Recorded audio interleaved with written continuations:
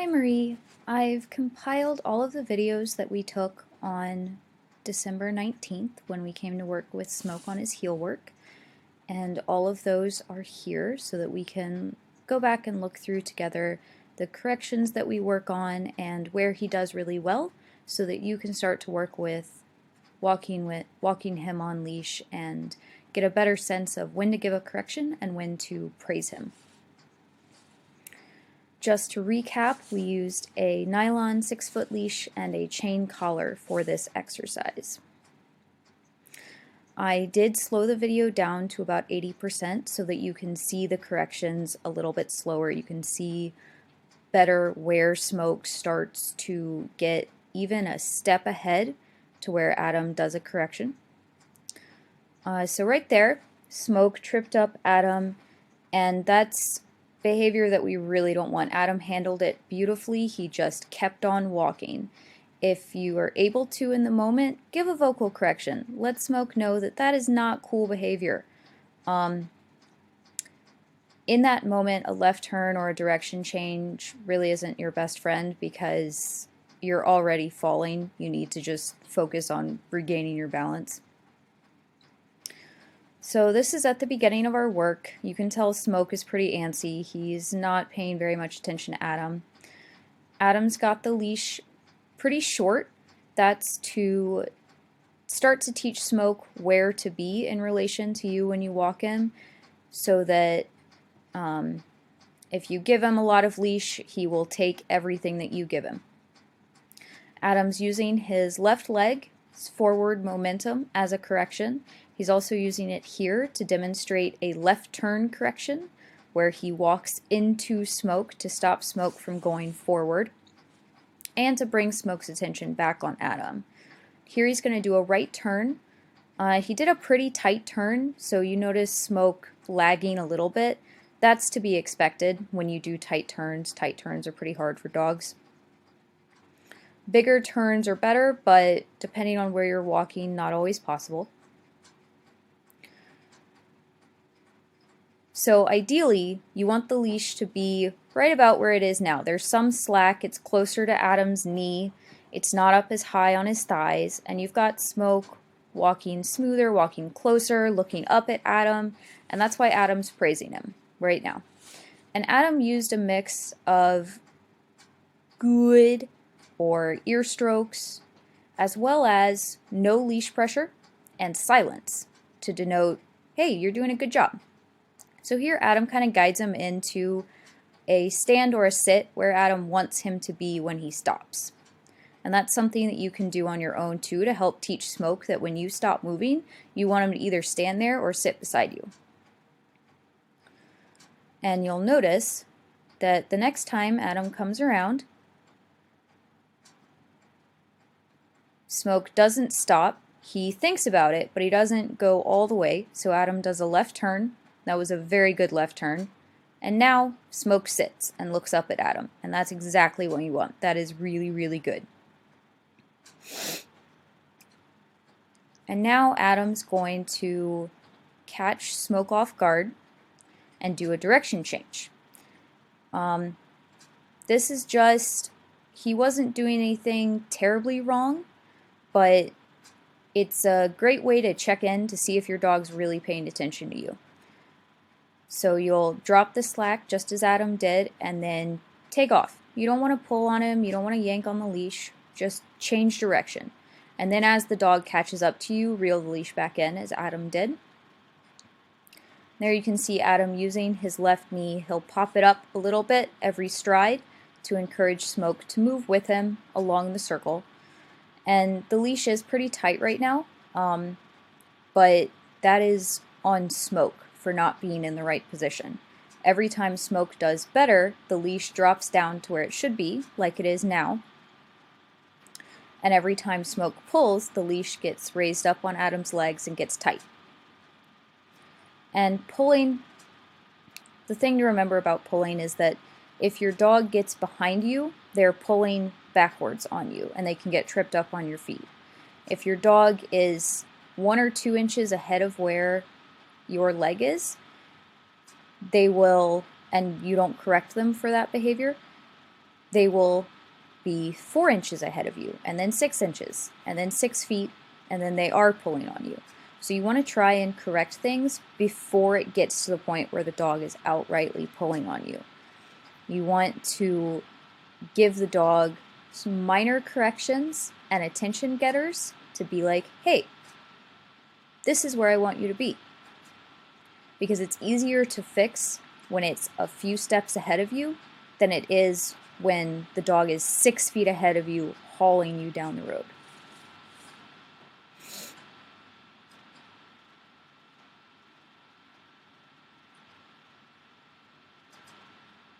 And you may have a few walks with Smoke where this is all you do. You get maybe 5 or 6 strides where he's doing awesome, he's moving with you, he's not pulling the leash, and you're able to praise him.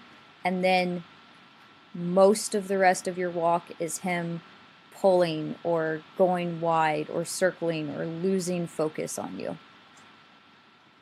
And in the beginning, that's okay. In the beginning, you can expect to do a lot of circles, a lot of left turns, but eventually you will get to the point where you can take a nice walk with him, and those corrections will be far and few between. So right here, we're demonstrating Smoke's behavior when he's near the horses and when he's separated from you. And he's doing really good. The leash is loose. He's paying attention to what's going on with you and the horses, but he's not pulling against Adam.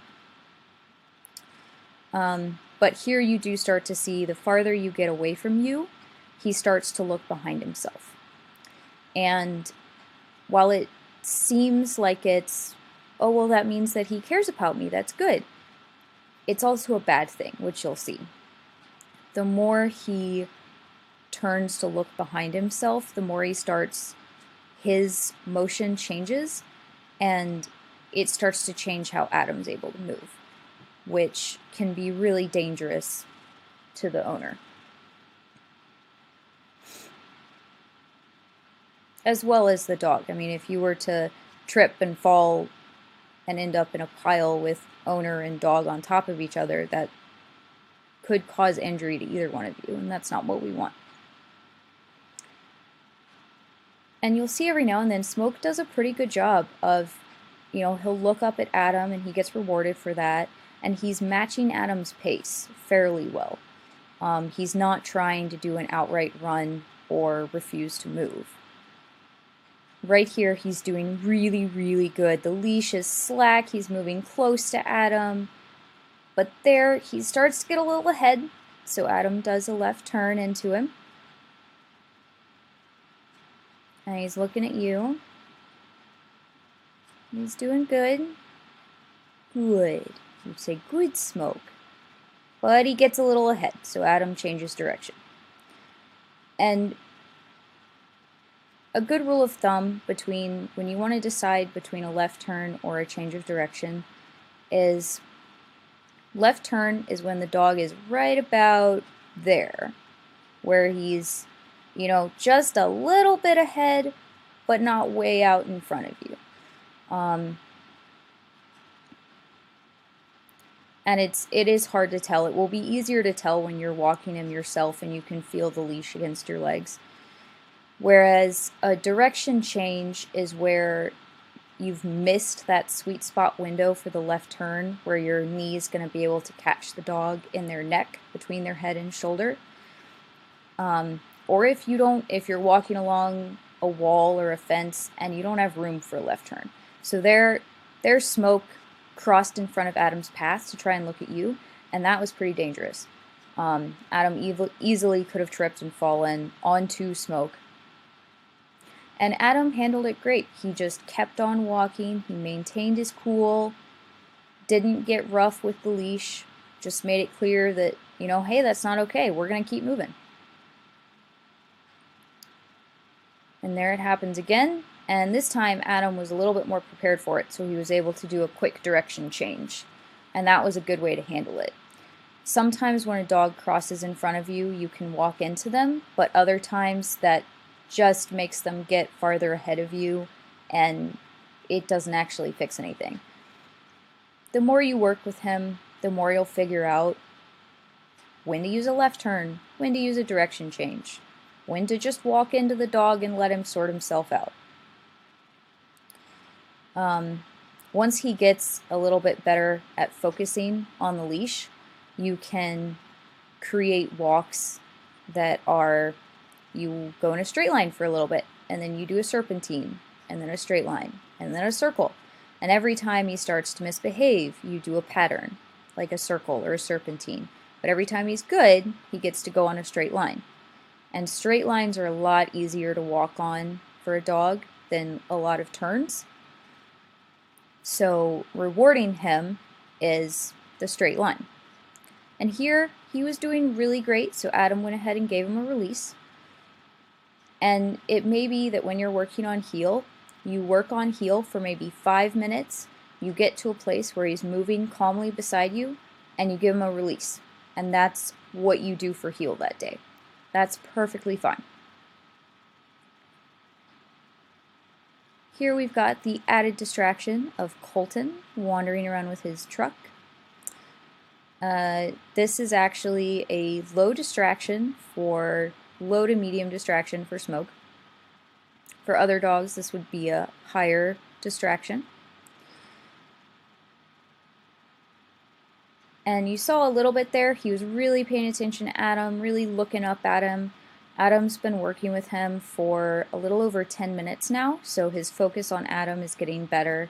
Adam's doing fewer corrections, which is a sign that progress is being made, even if it still looks like a lot of work is being done. And that was good right there, where Adam turned and Smoke's looking up at him while they turn. That is what you want. That is your ideal.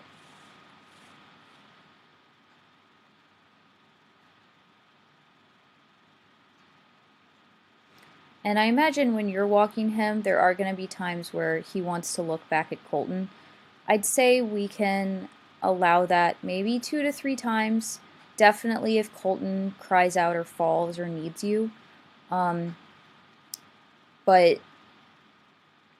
it's not Smoke's job to watch Colton every single second. And if he is watching Colton every single second and Colton's behind you, he's not paying attention to you. He's not listening to you, and he's not paying attention to where he's going. And that's dangerous for him, it's dangerous for you, and it's just going to make him a nuisance to try to walk, because he's constantly going to be turning and pulling on you and pulling on the leash and making it more difficult for you to walk him or get him exercise.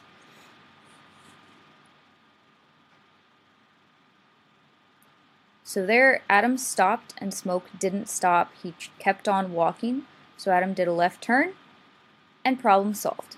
He gets rewarded.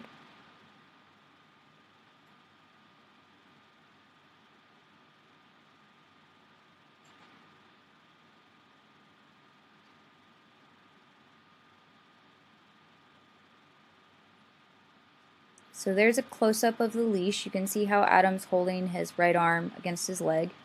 And there, Smoke went ahead of Adam. Technically, Smoke was still in heel. He hadn't been given a release. And by walking ahead, both times there, he earned himself a change of direction and then a left turn. To kind of remind him, hey, look, we're doing something. And there he sits and looks up at Adam, so he gets praise. That was very good.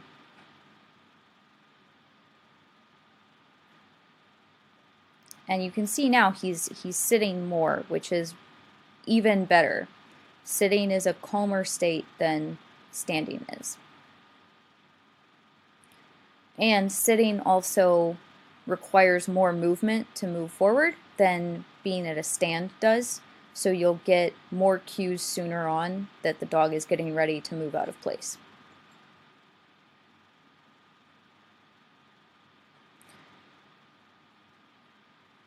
There he moved in front again, so we got another direction change.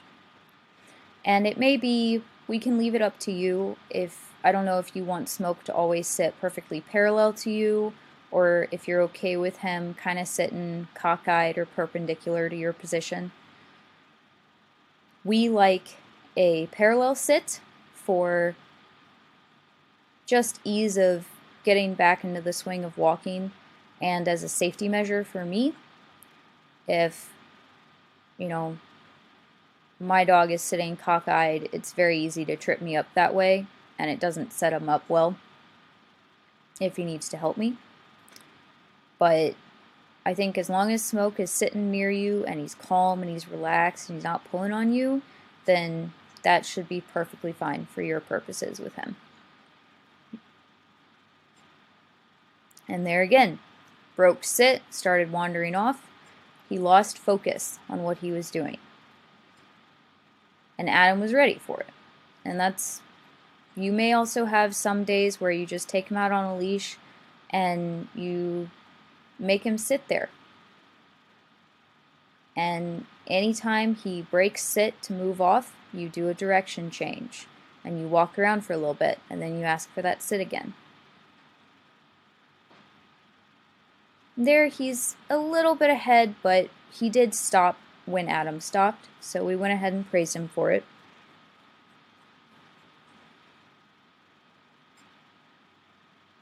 And he gets run into and doesn't freak out, which is a very desirable behavior. So he gets praised for that. Good boy, Smoke.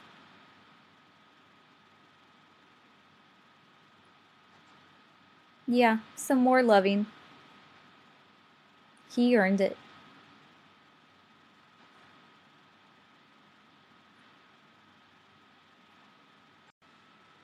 So right here, the way Smoke's behaving, he's being pretty calm on leash. You could go ahead and release him and call this a done day. He did really good. And you'd end on a note where he's relaxed and paying attention to who's holding the leash.